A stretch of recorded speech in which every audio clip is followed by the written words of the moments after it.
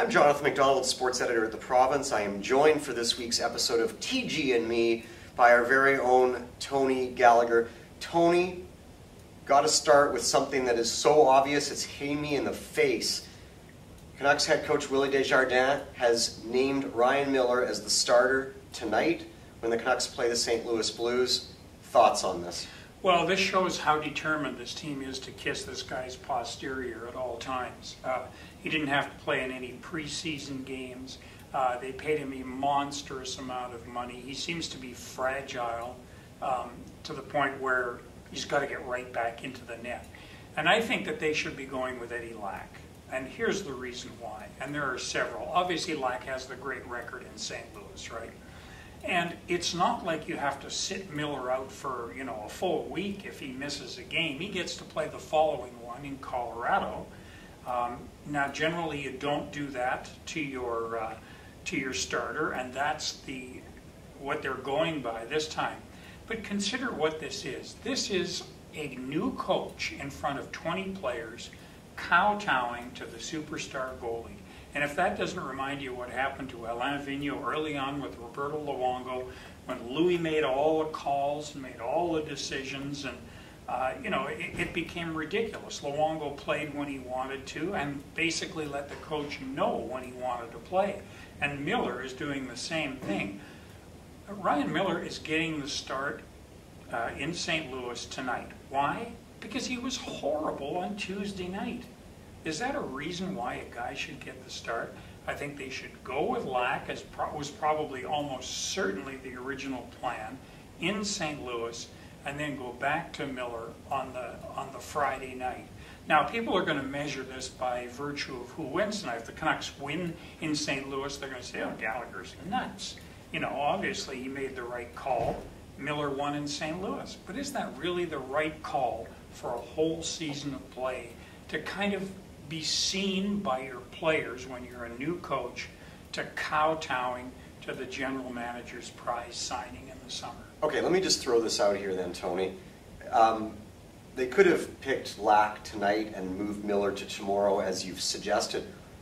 What does it matter if each guy is going to be scheduled to play one game? What does the order matter, or is that really relevant, what happened in Dallas? If the order doesn't matter then, and I agree with you, why then wouldn't you use Lack where he's had a ton of success? He's got a .960 save percentage in that building against essentially the same team, especially that they don't have Paul Stastny for this game.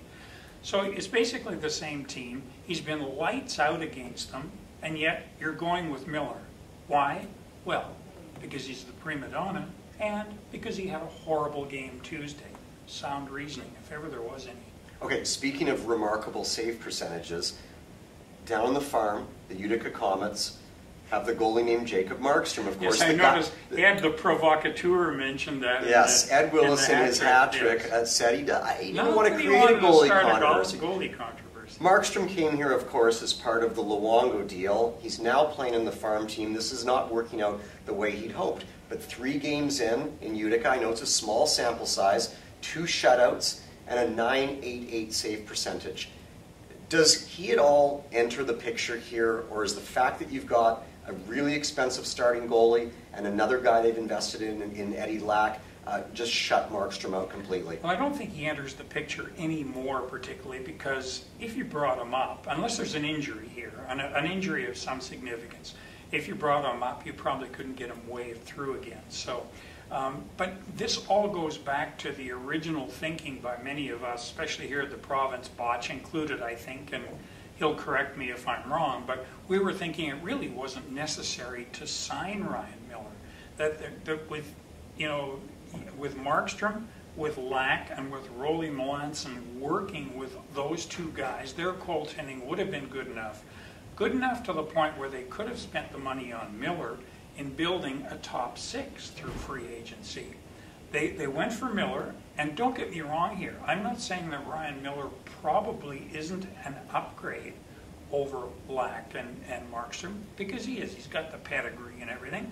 But at the same time, is it a significant enough upgrade that you wanted to put all that money into him, and you look at the top 6 being where it is? Okay, really quickly here, Tony. Alex Pietrangelo, St. Louis Blues defenseman. He was on Canada's Olympic team, of course, in Sochi. He's shaved his head to support his niece, a 5-year-old girl who is suffering from a rare form of cancer. This reminds me, of course, of 15 years ago when Canucks forward Peter Zezel also had a really young niece who was battling neuroblastoma. Peter Zezel asked for a trade to go to the East, to be nearer to his niece. It didn't happen that way. It, of course, reminds me of a column you wrote 15 years ago. One of the things you're most proud of as a writer. Yeah, it was a good piece. I enjoyed that. I remember actually being in tears, tearing up when Peter was telling me the details of how the girl died in the home, and then when the body snatchers came for her, as they do when there's a death at home.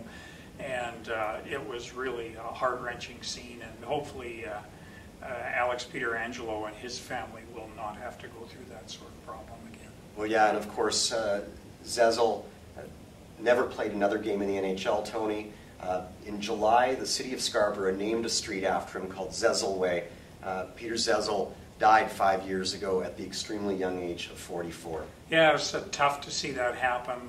He had some health problems very early on in life, but it's nice to see him remembered, at least by his hometown.